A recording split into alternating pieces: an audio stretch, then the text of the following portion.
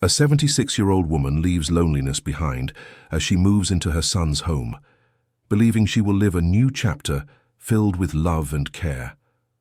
But little by little, she realizes she is being isolated, controlled, and treated as a burden. In the abandoned backyard garden, she finds the strength to resist and begins to fight silently for her freedom. The morning arrived with the song of the blackbirds and the smell of freshly brewed coffee coming from the kitchen.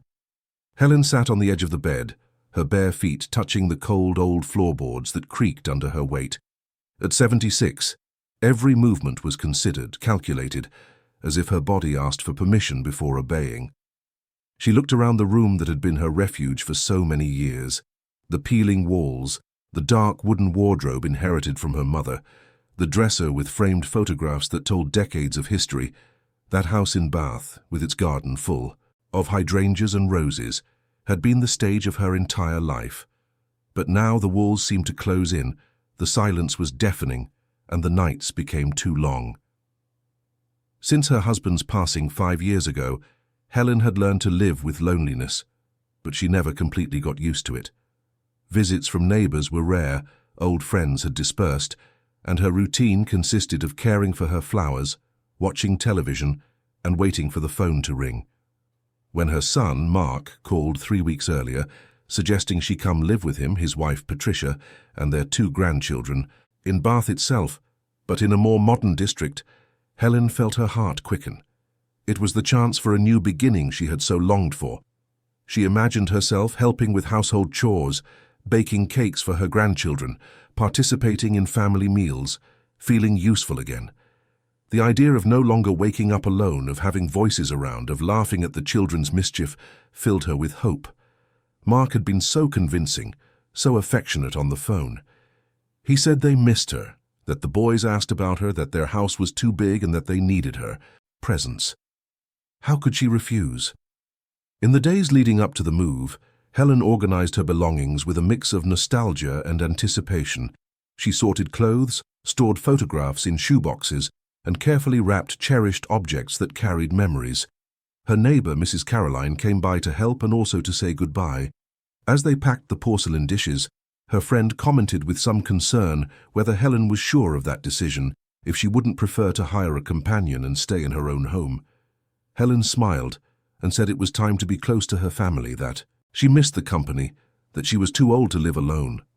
The moving day arrived with a timid autumn sun. Mark appeared with a small van and 2 helpers. He was in a hurry, constantly checking his watch, saying he had afternoon appointments. Helen noticed the rush but preferred not to comment. After all, he was there, wasn't he? He was doing his part as a son. They loaded the furniture quickly. The boxes were stacked without much care, and in a few hours, the house that had been hers for decades was empty, echoing her footsteps like a silent farewell. On the way to the new house, Helen watched the streets of Bath through the window, the old architecture mixed with progress, the mountains in the background, the green of the trees. Mark talked about traffic, about work, about bills to pay, but he rarely asked how she felt. Helen listened in silence, accustomed to not taking up much space in conversations. When they arrived at the new district, with its houses with tall gates and well-kept gardens, she felt a tightness in her chest. Everything seemed impersonal, distant, different from the coziness she knew. Mark's house was large, modern, with 2 floors and a glass facade that reflected the sky. Patricia appeared at the door, smiling, wearing an impeccable white apron. She hugged Helen politely, but without warmth. The grandchildren, Robert, 12, and Marina, 8, waved from the sofa without getting up, their eyes glued to their cell phones. Helen felt a pang of disappointment, but pushed the thought away. It was natural, she thought. Children nowadays were different, more connected to screens than to people. Patricia showed her the room. It was at the back of the house, beyond the kitchen, near the utility room. It was small, with a window that looked out onto the neighbor's wall with no view of the garden. The bed was simple, a single, with a thin mattress covered by plain white sheets. There was a plywood wardrobe, a small bedside table, and a plastic chair. The air was stuffy, smelling of mold and cleaning products. Patricia explained with a practiced smile that the room used to be a pantry, but they had emptied everything to receive her. She said they would soon renovate, put in a better fan and change the curtains. Helen thanked her, pretending not to notice the discomfort that was already beginning to settle in. The helpers unloaded the boxes into the room haphazardly, stacking them against the wall. Helen's furniture, those she cherished so much, remained in the garage. Mark said there was no space in the house, that they needed a temporary place to store them, and that they would sort it out later. Helen nodded, but a dull sadness began to grow inside her. Her belongings, her history, were being pushed into corners, treated as an inconvenience. That first night, Helen barely slept. The mattress was uncomfortable, the room stuffy even with the window open, and the sounds of the house were strange. She heard the television in the living room, Mark and Patricia's voices discussing something in low tones, the occasional laughter of the grandchildren. She felt like an intruder, someone who didn't belong in that space. She got up a few times, walked down the dark corridor, but didn't dare go to the living room. She returned to her room and sat on the edge of the bed, looking out the window at the grey wall, wondering if she had made a mistake. The next morning she woke up early, as she always had her entire life. She went to the kitchen, ready to help with breakfast, to make herself useful. Patricia was already there, preparing breakfast with quick, efficient movements. When Helen offered help, her daughter-in-law smiled and said there was no need, that she should rest, take time to get used to the house. Helen insisted, said she liked to cook, that it was no bother. Patricia, maintaining her smile, was more emphatic. She said she had everything under control, that the kitchen was small and 2 people would get in the way, that Helen deserved to rest after so long taking care of a house alone. Helen sat at the table observing. Mark came down in a hurry, grabbed a cup of coffee, kissed her on the top of her head, and left for work without much conversation. The grandchildren appeared still in their pajamas, grabbed toast and rushed back to their rooms. Patricia served Helen's coffee and sat opposite her, still smiling. She asked if she had slept well, if the room was comfortable. Helen lied, said yes, everything was fine. Patricia seemed satisfied with the answer and began to talk about the house's routine, meal times, and the rules that needed to be followed to maintain harmony. Weeks passed and Helen noticed a pattern. All her attempts to participate were gently refused. When she offered to wash the dishes, Patricia said she preferred to do it her way. When she suggested cooking, she was told that her daughter-in-law already had the menu planned. When she wanted to tidy the living room, she was reminded that she should conserve her energy. Each refusal came with a smile, a reasonable justification, but the effect was the same. Helen was being pushed away, made irrelevant. Contact with her grandchildren was also limited. Robert and Marina spent most of their time in their rooms or at school. When they were home, they were busy with homework, video games, or chatting with friends on their phones. Helen tried to approach them, asked about school, about friends, but the answers were monosyllabic without real interest. Patricia explained that the children had many activities, that they were going through a difficult phase, that they shouldn't be disturbed. Helen accepted, but felt her heart tighten each time she saw her grandchildren pass by her as if she were invisible. Mark, in turn, became increasingly distant. He came home late from work, ate dinner in silence, complained of tiredness, and went up to his room. On weekends there were always commitments, barbecues with friends, outings to which Helen was not invited. When she asked if she could go along, Mark said it would be tiring for her, that the place was far, that it would be better for her to stay home and rest. With each refusal, Helen felt a piece of herself disappear. The back room became her silent prison. She spent hours there, sitting on the plastic chair, looking at the wall, trying to understand what had happened to her dream of a new beginning.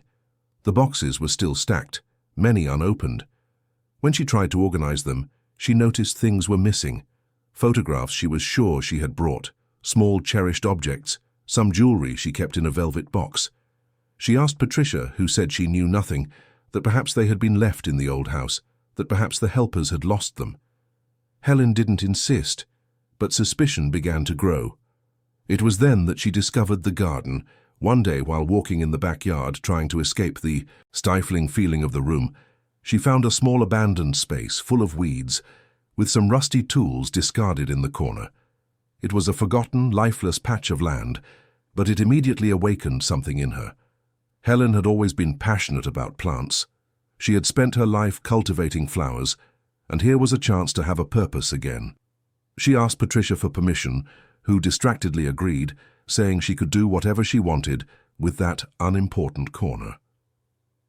Helen began to work in the garden with a dedication that surprised even herself. She pulled weeds with her hands, dug the earth, planted seedlings she bought with the little money she had. Every morning she woke up early and went straight there, feeling the sun on her face, the earth in her hands, the smell of flowers beginning to sprout. It was there, in that small piece of ground, that she felt alive again, useful, present. The garden became her refuge, the only place where her decisions mattered, where her presence made a difference. But even this began to be questioned.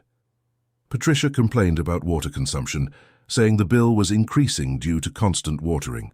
Mark commented that Helen spent too much time in the sun, that she could get sick, that she should be more careful. The grandchildren, when passing through the garden, stepped on the flowers without looking, making Helen have to replant everything again. Each criticism was a stone thrown into the lake of her hope, creating waves of sadness that spread throughout her soul. Months passed, and Helen felt increasingly like a shadow within that house. Autumn gave way to winter, and with it came a cold that penetrated her bones, especially in the back room where there was no adequate heating. She asked Patricia for an extra blanket, who took weeks to provide an old thin one, saying the good ones were saved for the main bedrooms. Helen wrapped herself in it during the frosty nights, trembling, but without the courage to complain. Meals became another point of silent tension. Initially, Helen ate with the family at the dining room table, but gradually she was directed to eat in the kitchen. Patricia said it was more practical. That way Helen could serve herself at her own time, without waiting for everyone to gather. The truth, however, was crueler. Her food was served cold, the leftovers of what the family had already eaten, smaller portions that barely satisfied her hunger. When Helen commented that she was losing weight, Patricia replied that it was good, that doctors always recommended that older people keep their weight under control. Helen began to notice that her daughter-in-law had absolute control over the house. Everything went through Patricia: the schedules, the shopping, the decisions, even the conversations. Mark seemed to have become a puppet, agreeing with everything his wife said, never questioning, never taking his mother's side. There was a coldness in him that Helen did not recognize. The affectionate boy she had raised, who ran into her arms when he hurt his knee, who asked for advice about life, had transformed into an indifferent man, whose patience with her quickly ran out. One afternoon, Helen tried to talk to her son alone. She waited for him to come home from work and called him to the garden, where the flowers were timidly beginning to bloom. Mark came, but in a hurry, looking at his watch. Helen gathered courage and said that she wasn't feeling well in that situation, that she missed participating more in the family, that the room was too stuffy, that she would like to have more contact with her grandchildren. Mark sighed impatiently, ran a hand over his face, and said she was being ungrateful. He reminded her that they had opened their doors to her, that they were making a sacrifice, that she should be more grateful instead of complaining. Helen felt the words like slaps. She apologized, said she didn't want to be a burden, and Mark left without saying anything else. From that day on, something changed. Helen realized she was being watched more closely. Patricia appeared in the garden more frequently, always, with an excuse but clearly observing what she was doing. The grandchildren were instructed not to talk much with their grandmother. Helen noticed the glances Patricia cast when Marina tried to approach. The house's landline phone, which was in the living room, began to be locked in a cabinet. Patricia explained that it was to save money, that the bills were high, but Helen knew it was to isolate her even further. Her own cell phone, a simple device she barely knew how to use, broke after falling to the floor. Helen asked Mark to fix it or buy another, but he always had an excuse. He was out of money, the repair was expensive, he would see about it later. Weeks passed, and the phone was never replaced. Helen was completely disconnected from the outside world. She couldn't call her old neighbor, Mrs. Caroline. She couldn't ask for help. She couldn't even know if she still existed outside those walls. It was around this time that her belongings began to disappear more noticeably. The gold brooch she had worn at her wedding, A gift from her mother vanished from her bedside table. Helen searched everywhere, ransacked the room, asked everyone. Patricia said she had probably lost it, that at her age it was common to forget where she kept things. Mark suggested that perhaps she had never brought the brooch, that she might be confused. Helen knew she wasn't confused. She knew exactly where she had put the brooch, but the way they treated her made her doubt herself. Other things disappeared. A silver ring, old photographs, an embroidered scarf that had belonged to her grandmother. Each disappearance was accompanied by vague justifications, pitying glances, suggestions that her memory was failing. Helen began to feel as if she was losing her mind. Was she really forgetting everything? Was her mind betraying her? At night, alone in the stuffy room, she cried in silence, questioning her own sanity. The financial situation also became worrying. Mark asked her to sign a power of attorney, saying it was to facilitate the receipt of her pension, so he could handle everything for her without her needing to go to the bank. Helen, trusting her son, signed. From then on, she never saw a statement, never knew how much she received or where her money went. Mark gave her small weekly amounts, saying the rest was used to pay her share of the household expenses. When Helen questioned the amount, he showed a list of expenses: food, water, electricity, medications. Everything seemed to consume her entire pension, leaving almost nothing for her. Helen began to notice veiled comments about how much she cost the family. Patricia sighed when dispensing medicines, saying the pharmacy was getting more and more expensive. Mark complained about the electricity bill, implying it was because of the old fan they had put in her room. The grandchildren heard these conversations and began to look at their grandmother with a mixture of pity and annoyance, as if she were a burden the family carried with difficulty. The emotional manipulation intensified. Patricia began to make comments about Helen's health in front of the grandchildren, always with a tone of false concern. She said that grandmother was becoming forgetful, that she sometimes confused things, that they needed to be patient with her. Robert and Marina, influenced by these words, began to treat Helen as if she were too fragile, senile, incapable. When she tried to tell stories from the past, the grandchildren rolled their eyes, saying that Granny had already told that 1,000 times, even when it was the first. The isolation was almost complete. Helen spent days without talking to anyone beyond monosyllabic answers. Her attempts to participate in conversations during dinner, on the rare occasions she still ate with the family, were ignored or interrupted. Patricia changed the subject. Mark looked at his phone. The grandchildren didn't even lift their heads from their plates. Helen was getting used to the silence, to invisibility, to the feeling that perhaps it was better not to exist. The garden remained her only solace. There, among the flowers she cared for with dedication, Helen still felt she had value. She talked to the plants, told them her sorrows, watered them with tears mixed with water. The roses began to bloom, the hydrangeas gained color, and that small patch of earth became a sanctuary. But even this was attacked. One day Patricia appeared in the garden with a serious face. She said they needed to talk about it. She explained that water consumption was unsustainable, that the bill was getting higher and higher, that Helen needed to reduce watering or stop completely. Helen tried to argue that she used little water, that she was careful, but Patricia was firm. She said that if she continued like this, they would have to cover part of the bill from her pension, and that it was already costing too much to keep her there. Helen felt the implicit threat and agreed to reduce watering, even knowing that the flowers would suffer. In the following days, Helen watched helplessly as some plants withered from lack of water.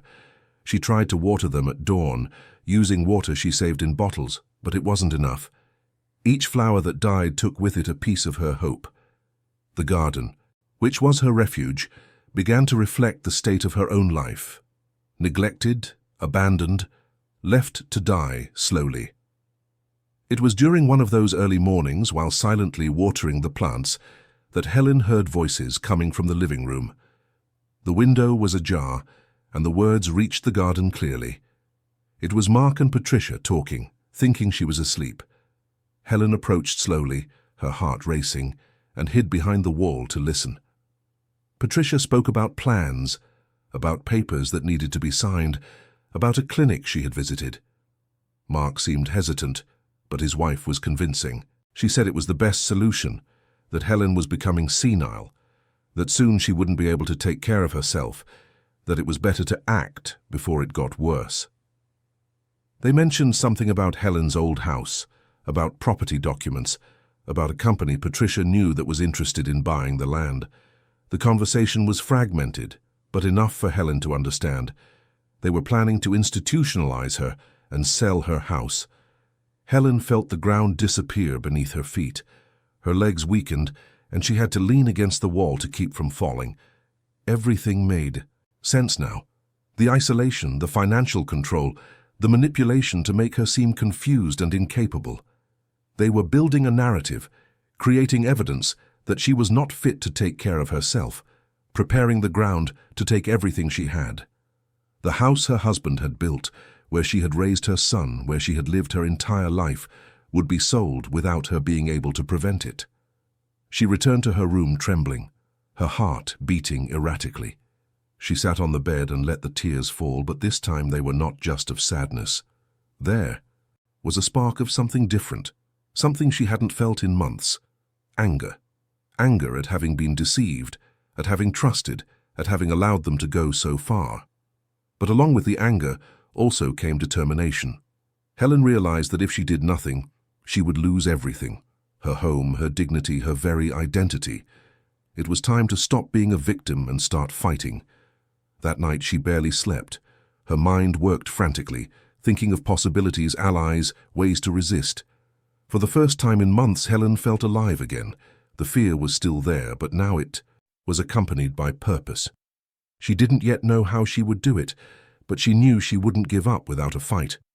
Her story would not end that way. As the first ray of sunlight touched the garden through the window, Helen made a decision. She would start documenting everything, seeking help, finding a way out of the trap they had built around her. Helen woke up differently that morning. The weight she carried on her shoulders was still there, but now it was accompanied by a clarity she hadn't felt in a long time. She knew what she needed to do. While the house was still asleep, she got up silently and began to search through her things. At the bottom of one of the boxes that remained leaning against the wall, she found what she was looking for. An old brown hardcover notebook, a gift she had received years ago and never used. It would be her secret diary, her record of everything that was happening. She sat on the plastic chair with the notebook on her lap and a trembling pen in her hands. Where to begin? She decided to write everything down from the beginning. The date she arrived at that house, the promises they made to her, the makeshift room, the objects that disappeared, the humiliations disguised as care. She wrote about the power of attorney she had signed without fully understanding, about the progressive isolation, about the conversation she had overheard the night before. Every word on paper was proof, a testament to her lucidity, a weapon against those who tried to make her seem confused. She hid the notebook in a false bottom she had discovered in the old wardrobe. The back panel was loose, and pulling it revealed a small space between the furniture and the wall. It was perfect. There she also began to store the few papers she managed to salvage, old receipts, copies of documents she found discarded in the bin, small notes about expenses that didn't make sense. She was building her secret file, her library of evidence, but Helen knew she needed more than papers. She needed allies, people who believed in her, who saw beyond the image of a fragile, confused old lady that Patricia painted. It was then that she began to pay attention to the people around the house. There was the cleaner, Connie, a woman in her 40s who came 3 times a week. She had always been kind to Helen, treating her with respect, unlike the condescending tone she received from the others. When Patricia wasn't around, Connie would talk to her, ask how she was, listen to her stories without rushing. One day, while Connie was cleaning the kitchen and Helen pretended to organize some cloths in the utility room, they were alone. Helen gathered courage and started a casual conversation, commenting on how big the house was, how difficult it must be to keep everything clean. Connie agreed and, little by little, began to talk about the family. She said she noticed certain things, that she sometimes overheard conversations, that she found it strange how they treated Mrs. Helen. She didn't say more than that, but the look they exchanged was enough. Helen had found a possible ally. There was also the gardener, Mr. Raymond, an elderly man with grey hair, who came monthly to take care of the front garden. Helen saw him from afar, but they had never really talked. One day, while tending her flowers in the back, he appeared to get a tool from the utility room. He stopped when he saw the small garden she cultivated and made an admiring comment about the roses. Helen smiled, feeling seen for the first time in months. They started talking about plants, about cultivation techniques, and Mr. Raymond revealed that in the past he had been a police inspector, retired 10 years ago. The information lit a spark in Helen's mind. Perhaps he could help her when the time came. But her most unlikely ally came from within the house itself. Marina, her 8-year-old granddaughter, began to show a different curiosity about her grandmother. Perhaps it was her age, that phase when children begin to question the world around them. But the girl started to observe more, to notice inconsistencies in what her parents said. One afternoon, Marina entered Helen's room without warning, something she had never done before. She sat on the bed and looked at her grandmother with her big, curious eyes. "Grandma," Marina asked after a silence, "why do you always stay here alone?" Helen felt her heart ache. She didn't want to turn the girl against her parents, but she also couldn't lie. She answered carefully, saying that sometimes people were alone, even in a house full of people, that sometimes they couldn't be part of the family as they wished. Marina frowned, thinking. She said that her mother always said that Grandma was tired, that she needed silence, but that she seemed lonely, not tired. The child's perception surprised Helen. From that day on, Marina began to visit her more frequently, always when Patricia was busy. She brought drawings to show, talked about school, asked questions about the past. Helen responded with affection, but always attentive, never speaking ill of the parents, just telling stories of when she was young, of when Mark was a child. She was planting seeds, building a true connection with her granddaughter, creating a bridge that could be crucial in the future. Robert, the eldest, was different. He was in adolescence and completely absorbed in his own world. He barely noticed his grandmother, treating her with the typical indifference of someone who doesn't want to be bothered. But Helen realized that the boy had a good heart. He was just being influenced by his parents. Once, she overheard Patricia tell Robert that his grandmother had forgotten his name that morning, inventing a situation that had never happened. The boy seemed uncomfortable but didn't question it. Helen kept that in her heart, knowing she would eventually need to undo those lies. The neighbors were another possibility. There was an old lady across the street, Mrs. Florence, whom Helen sometimes saw watering plants on the pavement. Their glances crossed, and there was always a polite nod. One day, Helen was in the backyard when she heard voices from the other side of the wall. It was Mrs. Florence talking to another neighbor about Mark's family. They commented on how the mother-in-law had moved in, how the poor soul must be happy to have company. Helen stayed quiet, listening, and realized that the neighbors didn't know the truth. To the outside world, everything seemed normal. She decided she needed to create opportunities to be seen. She started spending more time in the front garden whenever possible, tending the plants that Mr. Raymond maintained. She waved to passing neighbors, exchanged small words, made her presence known. Patricia didn't like it, saying she should stay indoors more, that the sun was dangerous, but Helen politely insisted. She needed people to know she existed, that she was there, that she had her own life. Meanwhile, she continued her documentation work. Every strange conversation she overheard, every object that disappeared, every amount of money she was denied, everything went into the notebook. She also started collecting physical evidence. When she found an important paper in the bin, she kept it. When Patricia left a bank statement on the table, she memorized the numbers before it was put away. She was building a complete dossier of everything that was being done against her. The situation at home continued to deteriorate. Mark became increasingly impatient. Any request from Helen was met with sighs and rolling eyes. Patricia intensified her control, now even questioning when Helen took a bath, saying that overly long showers wasted too much water and energy. The food continued to come in small, cold portions. The room remained stuffy, without the promised improvements. But Helen endured everything in silence, noting every humiliation, every abuse disguised as care. One night, while everyone was asleep, Helen had an idea. She needed copies of important documents, especially the power of attorney she had signed, and the papers for her old house. She knew Mark kept everything in a file in his study, a small room upstairs, that she never entered. It was risky, but necessary.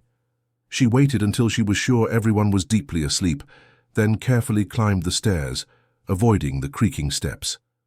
The study was dark, lit only by the moonlight coming through the window. Helen trembled, her heart beating so hard she was sure it would wake the whole house. But she continued. She found the file, opened it slowly, and began to search. There they were, the power of attorney, the documents for the bathhouse, bank statements showing her pension being deposited and then transferred, receipts for expenses she never made. She couldn't take the originals. It would be noticed immediately. So she used Mark's old cell phone, forgotten on the desk, to photograph the documents. She didn't know how to use those devices well, but she managed to take some shaky photos that at least showed the important information. She put everything back exactly as it was and went downstairs, her heart still racing. Back in her room, she hid the information she had memorized in her notebook, jotting down every detail from the photographs before she forgot. She felt like a spy in her own family, but it was necessary. She needed this evidence for when the time came to act. Days turned into weeks, and Helen continued her silent resistance. Apparently submissive, agreeing with everything, but inside, she was arming herself, preparing. She strengthened her connections with Connie, who increasingly showed herself to be on her side. She talked more with Mr. Raymond when he came, subtly mentioning his experience as a police inspector, making him understand without directly saying that she might need help. She maintained her bond with Marina, who became increasingly questioning of her parents' behavior.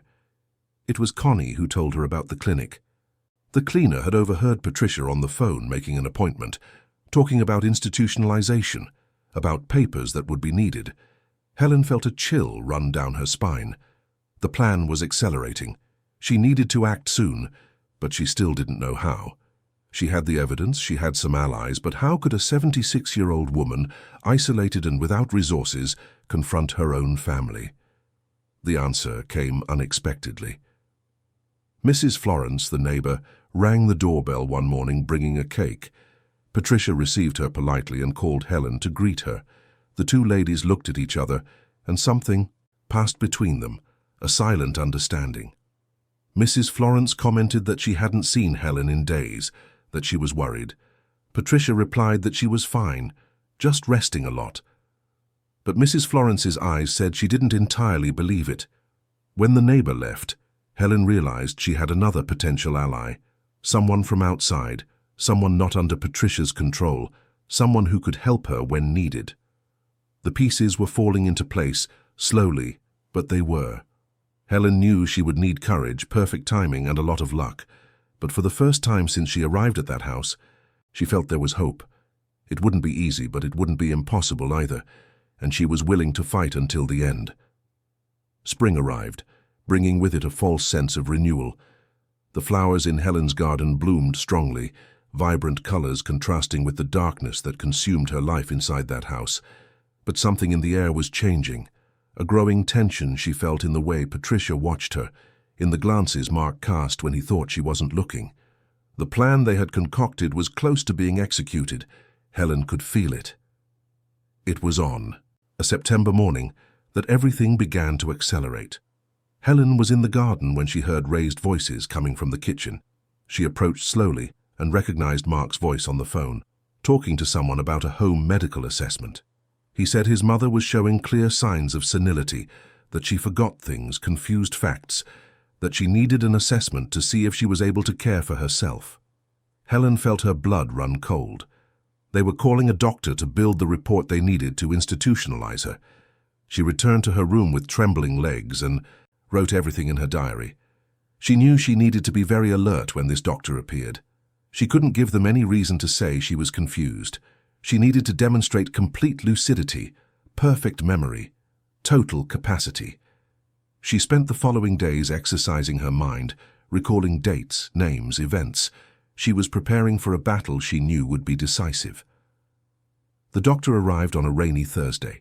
He was a middle-aged man with glasses and a black briefcase, whom Patricia received with exaggerated smiles. Helen was in the living room, sitting on the sofa where she was rarely allowed to be. The doctor greeted her politely and said he would ask some simple questions just to assess her health. Helen answered everything clearly: her date of birth, her son's full name, her grandchildren, the address of her old house, historical events, mathematical calculations. She made no mistakes. She noticed the frustration on Patricia's face when the doctor closed his clipboard with a satisfied nod. Her daughter-in-law tried to intervene, saying that Helen had bad days, that she sometimes got very confused, that this was a good day. The doctor listened, but said that from his assessment, Mrs. Helen was in perfect mental condition for her age. Patricia insisted, asked him to come back another day, but the doctor said it wouldn't be necessary, that she was fine. After he left, the atmosphere became tense. Mark and Patricia locked themselves in their bedroom, and Helen heard their muffled argument through the wall. But defeat in that battle did not make them give up. They simply changed strategy. They began to intensify the narrative that Helen was dangerous to herself. Patricia spread to the neighbors that her mother-in-law had left the stove on, something that had never happened because Helen didn't even have access to the kitchen to cook. Mark commented to acquaintances that his mother had gotten lost on the street when she went out alone, another complete lie, since Helen never went out unsupervised. They were building a public image of incapacity that did not correspond to reality. It was then that Helen realized her belongings were being manipulated to create situations. She found the iron left on in her room when she was sure she hadn't used it. She found medicines outside their bottles scattered on her bed, as if she had taken them incorrectly. She realized they were staging scenes, creating false evidence to justify her institutionalization. The terror she felt was profound, but it also made her understand that time was running out. She needed to act soon. Connie was the one who brought her the definitive information. The cleaner, increasingly worried about what she saw, had begun to pay attention to conversations and documents left carelessly. One afternoon, while cleaning the study, she found papers on the desk. They were preliminary sales contracts for Helen's old house, documents from a private retirement home, and an extended power of attorney that would give Mark total control over all his mother's assets. Connie photographed everything with her cell phone and, when they were alone, showed them to Helen. Helen looked at those documents with tears in her eyes. There it was, in black and white, confirmation of everything she suspected. The house would be sold to a company in which Patricia was a hidden partner for a value much below market price. Her pension would be used entirely to pay for the clinic, where she would be isolated and medicated. They would lose everything she had built in life, all her inheritance, her only asset. And, the worst, they would do it legally, using her own signature on powers of attorney and documents she had signed trusting her son. It was at that moment that Helen understood she could no longer wait. She needed to leave that house. She needed to seek external help. She needed to prevent those papers from being signed and registered. But how? A 76-year-old woman without a phone, without money, constantly watched. It seemed impossible, but she knew she had to try. She spoke with Connie in urgent whispers. The cleaner, with tears in her eyes, said she would help in any way necessary. They agreed on a plan. The next time Connie came, a Tuesday when Patricia had a doctor's appointment and Mark was at work, Helen would try to leave. Connie would bring a bag with essentials hidden in her cleaning cart days before. The destination would be Mrs. Florence's house, the neighbor who seemed to sense that something was wrong. But before executing the plan, Helen needed to ensure Marina was safe from the consequences. The girl had become very close in recent months, and Helen knew they would use her granddaughter against her if necessary. She called Marina for a conversation in the garden, at a moment when they were alone. She told the girl that sometimes adults did wrong things thinking they were right, that families weren't always perfect, that it was important to always tell the truth even when it was difficult. Marina, at 8 years old and with impressive emotional intelligence, looked deep into her grandmother's eyes and asked if she was sad. Helen couldn't lie. She said yes, that she was very sad, but that she was going to try to get better.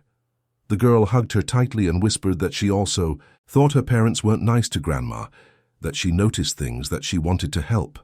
Helen held back her tears and only asked Marina to be brave and honest, always. The girl promised. The days leading up to the planned Tuesday were of extreme tension.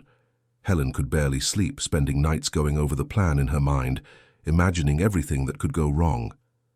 Mr. Raymond, who had been informed by Connie about the situation, passed by the house and left a discreet note in the garden, hidden among the flowers. It only had an address and a phone number, with the message, "Trusted lawyer, personal friend, call when safe." Helen guarded the paper as if it were gold. Patricia and Mark, oblivious to the plan taking shape, continued their routine of control and manipulation. The tension between them and Helen was palpable. Any request from her was denied with more abruptness. Food became even scarcer. Isolation was almost absolute. Helen realized they were trying to break her emotionally before executing the final plan, to make her so fragile that she would not resist institutionalization. On Monday, the eve of the planned day, something happened that almost destroyed everything. Patricia entered Helen's room without knocking and began rummaging through her things, saying she was looking for an old document. Helen, terrified, stood still watching her daughter-in-law search the wardrobe. Luckily, Patricia did not discover the false bottom, where the diary and photographed documents were hidden, but the invasion made it clear that the net was closing, that any mistake would be fatal. That night, Helen barely slept a wink. Lying in the dark, listening to the sounds of the house, she thought of everything that could happen. What if the plan failed? What if Patricia didn't leave for her appointment? What if Connie couldn't make it? What if the neighbor didn't help her? The possibilities of failure were countless, but the alternative was to accept the fate they had planned for her, to be institutionalized, lose everything, slowly disappear in a clinic where no one would know her. When the first ray of sun entered through the window on Tuesday morning, Helen rose with renewed determination. She put on her best clothes, carefully styled her hair, and put the most important documents she could carry in her pockets. In the false bottom of the wardrobe, she left the diary, wrapped in plastic, with a note explaining everything in case something happened to her.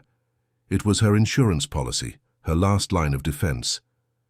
Breakfast was tense. Patricia seemed nervous, constantly checking her watch. Mark had already left early.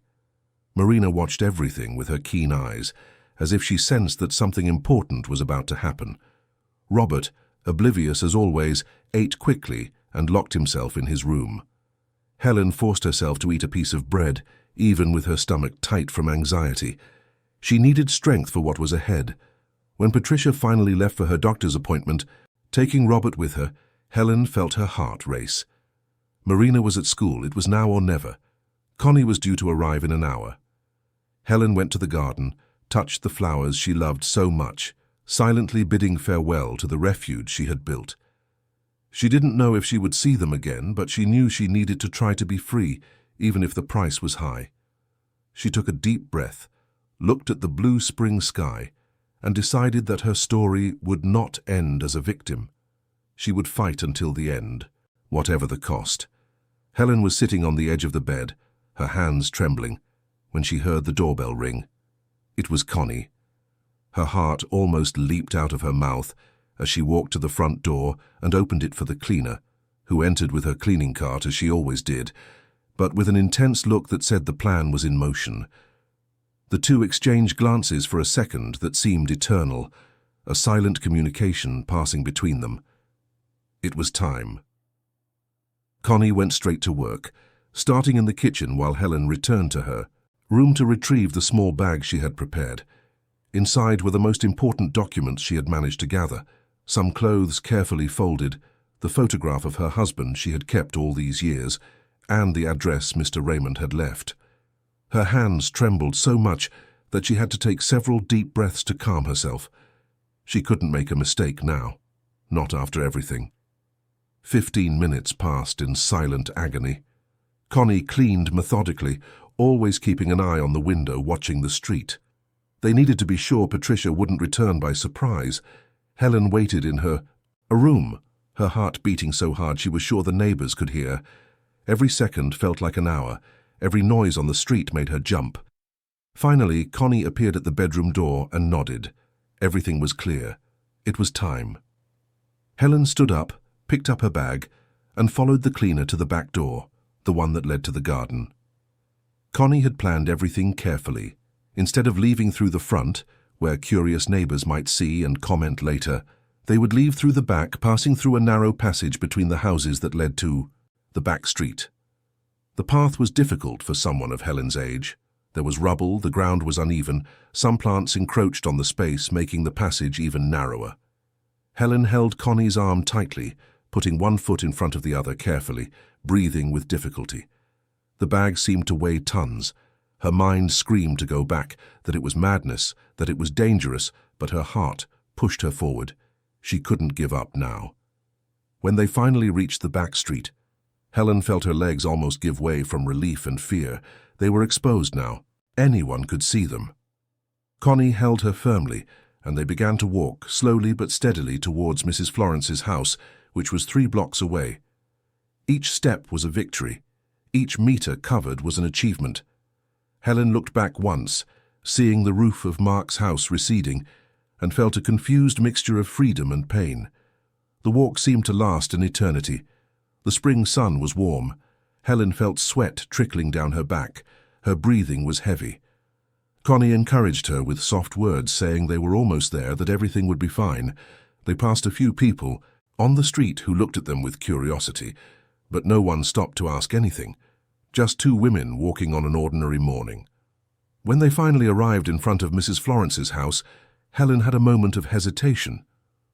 What if the neighbor didn't help her? What if she thought she was crazy, that it was all an old woman's imagination? What if she called Mark to pick her up? Connie noticed the doubt and gently squeezed her hand, saying she needed to trust that there was no other way. Helen took a deep breath and rang the doorbell. Mrs. Florence opened the door, and her expression changed immediately upon seeing Helen there, visibly shaken, leaning on Connie. Without asking questions, she opened the door completely and told them to come in quickly. She led Helen to the living room, helped her sit on the sofa, brought her water. Only then did she ask what was happening. And Helen, for the first time in months, told everything. The words tumbled out between tears and sobs, the whole story from when she arrived at her son's house to the plan of institutionalization and the sale of her home. Mrs. Florence listened in silence, her face growing more serious. When Helen finished, the neighbor held her hands and said she believed her, that she had already noticed something was wrong, that she had wanted to intervene many times, but didn't know how. Connie showed the photos of the documents she had taken, the evidence Helen had gathered. Mrs. Florence looked at everything with increasing attention and then picked up the phone, saying they needed legal help immediately. It was then that Helen remembered the paper Mr. Raymond had left. She took it from her bag with trembling hands and handed it to Mrs. Florence. The neighbor dialed the number and, after quickly explaining the situation, passed the phone to Helen. On the other end of the line, a firm female voice introduced herself as Dr. Rebecca Carter, a lawyer specializing in elder law. She said Mr. Raymond had already contacted her explaining the case, that she was expecting the call, and that they would act immediately. Meanwhile, at Mark's house, Patricia returned from her appointment earlier than expected. The doctor had cancelled at the last minute, and she had decided to return. She entered through the front door, calling for Helen, needing her to sign some papers she had brought. The silence of the house bothered her. She called again, louder. Nothing. She went to the back room and found it empty. The bed was made, some drawers were open, the bag Helen always left in the corner was gone. Panic seized Patricia. She ran through the house, searching, checking every room. She grabbed her cell phone and frantically called Mark, who was in a meeting. She said his mother had disappeared, that she was nowhere to be found, that he needed to come back immediately. Mark, initially annoyed by the interruption, became alarmed. He said he would be there in 20 minutes. While waiting, Patricia ransacked Helen's room once more, looking for clues. It was then that, upon moving the wardrobe to check if there was anything behind it, she discovered the false bottom. Inside was the diary. With trembling hands, Patricia opened it and began to read. With each page, Her face grew paler. Everything was there, every humiliation, every abuse, every plan they had made, documented with dates, times, precise details. Helen had recorded everything, building a complete case against them. Mark arrived minutes later, storming through the door. Patricia showed him the diary, and they both read it together, horror and fear growing with each line. They immediately realized the gravity of the situation. If Helen reached the authorities with that, if she could prove everything written there, they would be in serious trouble. Not only would they lose control over her assets, but they could face serious legal consequences. They began calling hospitals, the police, saying that an elderly, confused lady had left home unsupervised. They fabricated a story that Helen suffered from dementia, that she could hurt herself, that they were desperately looking for her. Mark called acquaintances who had influence, trying to mobilize resources. Patricia began deleting compromising emails, hiding documents that could incriminate them. But it was too late. At Mrs. Florence's house, Dr. Rebecca had already arrived with Mr. Raymond. The lawyer, a woman in her 40s with a firm demeanor and determined gaze, listened to Helen's entire story again, now asking specific questions, noting every detail. She examined the photos of the documents, read excerpts from the diary that Helen had transcribed, and confirmed that there was a solid basis for legal action. Mr. Raymond, with his decades of experience as a police inspector, explained the next steps. First, they needed an urgent protective order to ensure Helen would not be forced to return to that house. Second, they needed to freeze any attempt to transact her assets. Third, they needed to gather all possible evidence and witnesses. Dr. Rebecca was already drafting the necessary documents on her laptop, working with impressive speed. Marina returned from school and, not finding her grandmother at home, felt a tightness in her heart. She searched the rooms, calling out until Patricia appeared and, with a tense expression, said that Grandma had gone out and they were looking for her. The girl, with her keen perception, realized that something bigger was happening. She went up to her room and through the window saw her parents talking in the garden with agitated gestures. She decided she needed to discover the truth.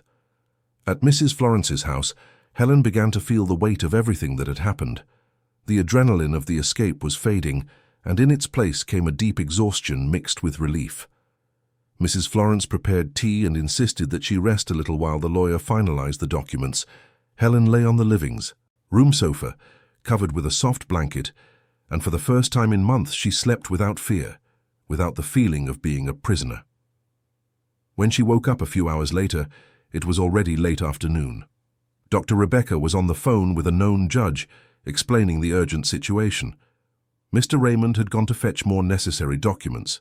Connie had needed to return to work, but promised to be available to testify to everything she had seen.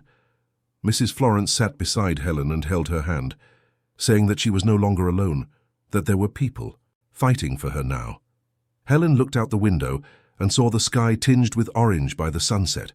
She thought of the garden she had left behind, of the flowers she loved so much, of the grandchildren she barely truly knew. She thought of the son she had raised and who had now betrayed her in the cruelest way. She felt pain, she felt anger, but she also felt something new growing inside her, hope. For the first time in a long time, she felt she had a real chance to reclaim her life, her dignity, her story. The battle was just beginning, but she was no longer fighting alone. The urgent protective order was granted the following morning. The judge, moved by the seriousness of the situation and the evidence presented, ruled that Helen could not be forced to return to her son's house and that no transaction involving her assets could be carried out until the case was properly investigated. Dr. Rebecca arrived at Mrs. Florence's house with the documents still warm from the printer, a discreet smile of victory on her face. It was the first step, but a crucial one. Mark received the court notification around noon. He was in his study when the bailiff appeared. He read the document with growing horror, his hands trembling, cold sweat trickling down his forehead. Everything was there: the accusation of misappropriation of his mother's funds, emotional false imprisonment, attempted wrongful institutionalization, manipulation of documents. Helen had presented evidence, had witnesses, had built a solid case against him and Patricia. He immediately called his wife, who had already received a similar notification. Patricia was hysterical on the other end of the line, saying it was absurd, that Helen was lying, that they had to hire a lawyer. Immediately. Mark felt the ground collapse beneath his feet. How had they reached that point? At some point in the journey, between accepting his wife's manipulations and closing his eyes to his mother's suffering, he had completely lost his way. The following days were a frantic sequence of events. Dr. Rebecca filed an action for an accounting, demanding that Mark present all bank statements showing how Helen's pension money had been used. She requested a review of the power of attorney, arguing that it had been obtained through bad faith. She summoned witnesses, Connie, who reported everything she had witnessed, Mr. Raymond, who spoke about the conversations he had had with Helen and her emotional state when he found her, neighbors who confirmed the progressive isolation, and then came the most unlikely and powerful witness, Marina. The 8-year-old girl, who had observed everything with her keen eyes all that time, asked to speak to the judge. Patricia tried to stop her, saying her daughter was too young, that she didn't understand the situation, but the judge ruled that the child should be heard in a protected chamber, only with the presence of a psychologist. Marina told everything. She spoke about how her grandmother was treated, about the stuffy and small back room, about how she was never allowed to participate in family meals, about the conversations she overheard her parents planning the institutionalization. She spoke about how her mother always said that Grandma was confused, but that she saw it wasn't true, that her grandmother was lucid and just sad. She spoke about the garden, the only place where she saw her grandmother smile. The girl's testimony, delivered with the raw honesty of childhood, was devastating. When Patricia learned of her daughter's testimony, she panicked. She tried to talk to Marina to question what she had said, but the girl, for the first time in her life, confronted her mother. She said she had told the truth, that what they were doing to Grandma was wrong, that she wasn't going to lie to protect anyone. Patricia tried to punish her, but Mark, for the first time in a long time, intervened. He told his wife to stop, that they had already done enough harm. The situation at home became unbearable. Robert, who until then had remained oblivious, began to ask questions. He wanted to know why his grandmother had run away, why there was a court case, what had really happened. Mark tried to explain with evasions, but the teenage son was not foolish. He began to piece things together, remembering situations he had witnessed and not given importance to. The way his mother spoke of his grandmother, the small back room, the separate meals. He felt ashamed for not having noticed sooner. Meanwhile, Helen was rebuilding her life under Mrs. Florence's welcoming roof.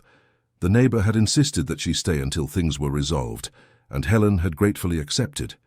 For the first time in months, she slept in a comfortable bed, ate warm and hearty meals, talked with someone who truly listened to her. Mrs. Florence had become more than an ally. She had become a true friend. Mr. Raymond visited frequently, always bringing news about the process. He explained each legal step, what was happening, what to expect. With his decades of experience handling complex cases, he was a reliable guide through the judicial labyrinth. Helen trusted him completely, just as she trusted Dr. Rebecca, who fought for her with impressive ferocity. The accounting process revealed what Helen had already suspected: systematic diversion of funds. Mark presented receipts and invoices, but many were clearly false or overpriced. The electricity bill that Helen supposedly raised so much did not correspond to actual consumption. The expensive medications they claimed to buy for her had never been prescribed by any doctor. Food expenses were impossible for one person. The farce collapsed page by page. The investigation also uncovered Patricia's connection to the company that would buy Helen's house. It was a meticulously planned fraud. They would buy the property for a ridiculously low price using the power of attorney Helen had signed, then resell it for its real value, pocketing the difference. The scheme was ingenious, but now exposed, it was also criminal. Dr. Rebecca alerted the public prosecutor's office, which opened its own investigation. Mark was called to testify. Sitting in a cold police station room, answering questions from a relentless prosecutor, the magnitude of what he had done finally hit him. It was no longer about money or convenience. He had betrayed his mother, the woman who had raised him alone after his father died, who had worked hard to give him an education, who had always loved him unconditionally, and he had repaid her with cruelty and greed. The tears came, but it was too late. Patricia, on the other hand, remained defiant. She hired an expensive lawyer who tried to discredit the witnesses, question the evidence, and claim that everything was a misunderstanding. She said they had taken good care of Helen, that the room was temporary, that finances were managed transparently. But every argument was dismantled by the concrete evidence: Helen's diary, the photographs of the documents, the consistent testimonies, Marina's devastating deposition. The turning point came when the judge ordered an inspection of the house. Experts visited the property and documented everything: the tiny, stuffy back room, the precarious furniture, the absence of Helen's personal belongings, the stark contrast with the rest of the house. They interviewed neighbors who confirmed never having seen Helen participate in family activities. The expert report was conclusive. There were clear signs of negligence and deliberate isolation. Connie also gave a formal statement, describing in detail what she had witnessed during months of working in that house. She spoke about how Helen was treated, about the conversations she had overheard, about the documents she had found. Her testimony, corroborated by text messages she had exchanged with other cleaners in the neighborhood commenting on the situation, added another solid layer of evidence. Pressure on Mark and Patricia increased daily. Friends began to distance themselves. Neighbors looked at them with disapproval. The case began to leak to the local press. A report in the city section of a Bath newspaper told the story of an elderly woman who had escaped a situation of exploitation by her own family. Although it did not mention names for legal reasons, everyone in the neighborhood knew who it was about. It was then that Mark, against Patricia's will, asked to meet his mother. Dr. Rebecca initially advised against it, but Helen, after much thought, agreed. The meeting was scheduled in a neutral location, a cafe in the center of Bath, with the lawyer present. Mark arrived downcast, having aged 10 years in a few weeks. He sat in front of his mother and, for a long moment, could not speak. When he finally found words, what came out was an apology broken by tears. He said he had no justification, that he had lost his way, that he had allowed greed and Patricia's influence to blind him, that he looked back and did not recognize the man he had become, that he had betrayed everything she had taught him. Helen listened in silence, tears streaming down her face, but said nothing. Not yet. The pain was too deep, the betrayal too great. She got up and left the cafe, leaving her son alone with his regret. That night at Mrs. Florence's house, Helen sat in the small garden her hostess maintained and thought about forgiveness. Would she ever be able to forgive her son? Should she? Anger still burned in her chest, but there was also the memory of the boy he had been, of the afternoons they spent together, of the love that once existed between them. She had no answers, only questions, and a constantly throbbing pain. Time would tell if there would be room for reconciliation, or if that rupture would be definitive. 6 months had passed since Helen's escape. Winter had returned to Bath, but this time she faced it warm, safe, free. The court decision was favorable in all aspects. The fraudulent power of attorney was annulled, control over her pension returned completely to her hands, and her house, the one she almost lost, was returned to her with all rights. Restored. Mark was forced to return every diverted penny, with interest and adjustments. Patricia still faced fraud investigations, which could result in more severe consequences. Helen, however, did not immediately return to her old house. She needed time, space to heal the deep wounds that had been opened. Mrs. Florence continued to welcome her, and the two ladies developed a deep friendship based on mutual respect and genuine affection. They spent afternoons chatting in the garden, exchanging recipes, watching television together, simply enjoying each other's company.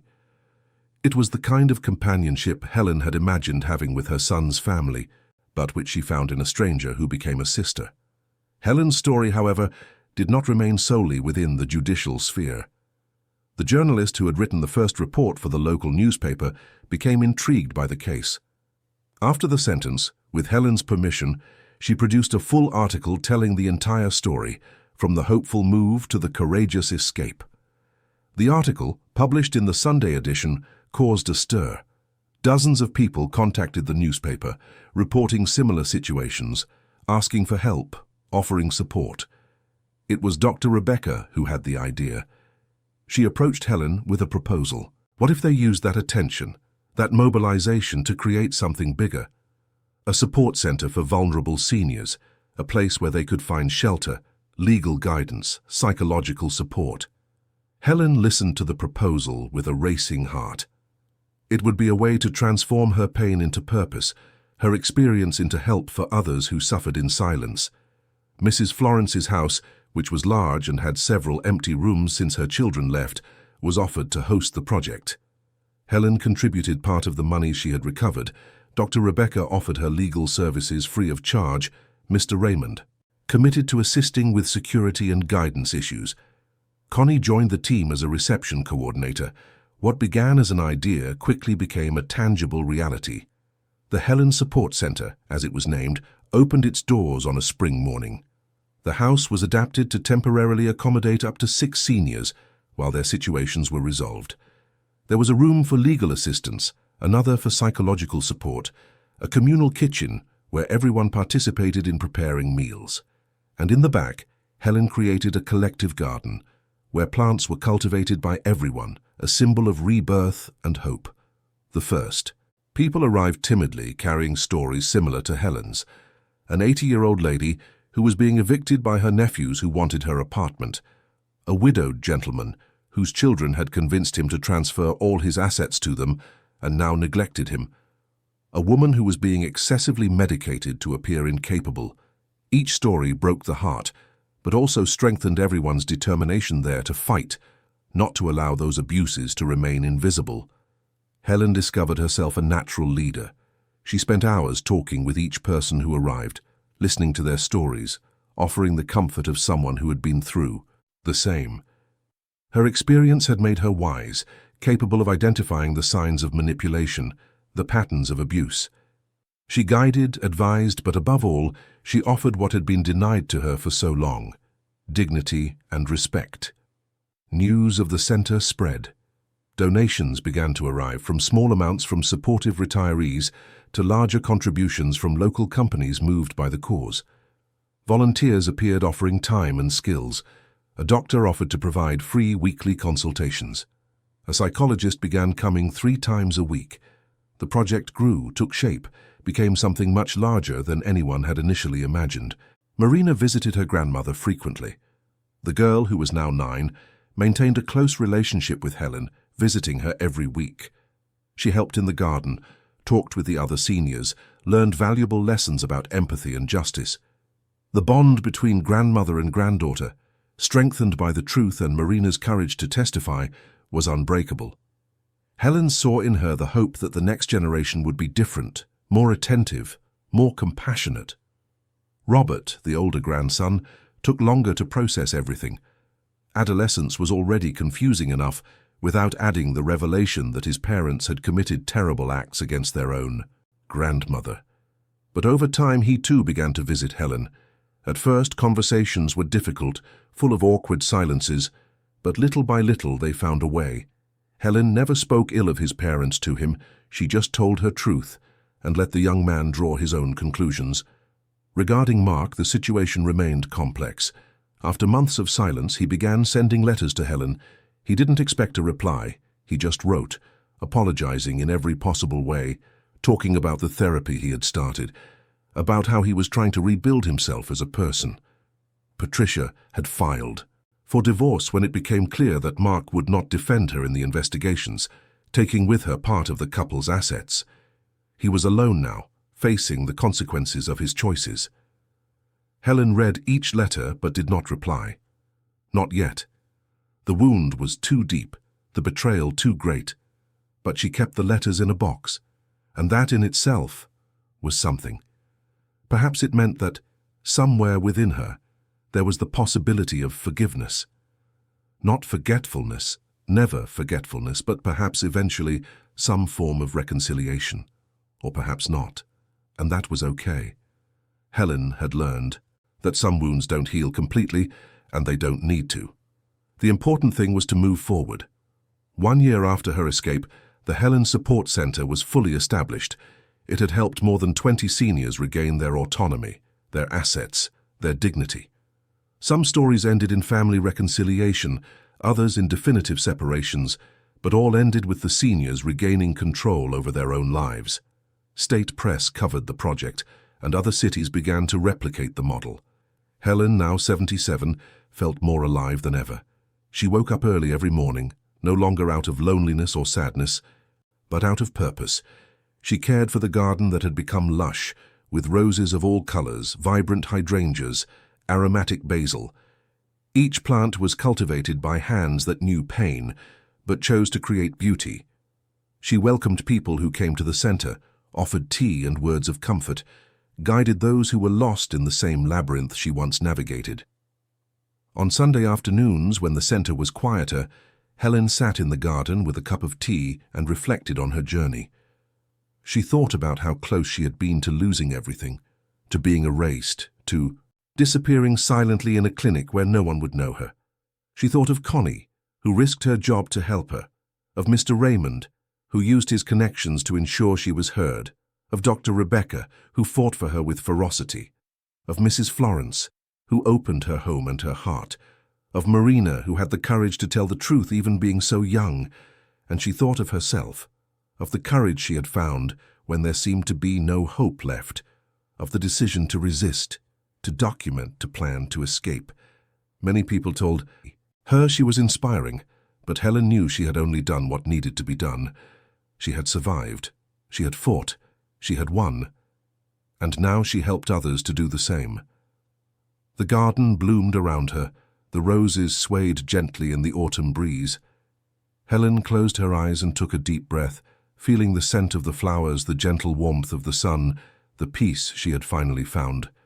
Not through the absence of pain, not through forgetting what she had endured, but through the conquest of her own story. Her life had not ended. In that stuffy back room of a house where she was invisible. It had begun anew there in that garden, in that center, surrounded by people she cared for and who cared for her. She opened her eyes and saw Marina arriving at the gate, running to hug her, bringing new drawings to show. She saw Mr. Raymond in the garden guiding a new senior on how to plant properly. She saw Connie in the kitchen preparing communal dinner, laughing at something Mrs. Florence had said. She saw life. She saw hope. She saw purpose. Helen smiled. At 77, she had discovered that it is never too late to start over, to fight, to flourish.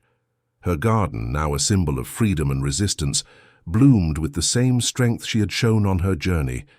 And there, amidst the flowers and the gentle breeze, she found peace. Not the peace of silence and resignation they had tried to impose on her, but the peace of a battle won, of dignity recovered, of a life regained. And that, she thought as she hugged her granddaughter, that was everything. Dear listeners, we hope Mrs. Helen's story has deeply touched your hearts. Her journey teaches us that it's never too late to start over, that dignity is worth fighting for, and that there is always hope even in the darkest moments. If you know someone who might be going through a similar situation, don't stay silent. Sometimes, an outstretched hand can save a life. To continue this emotional journey, we have prepared a special playlist with equally captivating stories that explore human resilience and the bonds that unite us. You will find it by clicking here. If this story touched you, don't forget to subscribe to our channel and like the video. Every day we bring unique narratives that celebrate the strength of the human spirit. Tell us in the comments, have you witnessed or do you know of situations of elder neglect? How can we, as a society, better protect our elders? Your voice matters, and your experience can help others. We look forward to seeing you in the comments and in the next story. See you soon.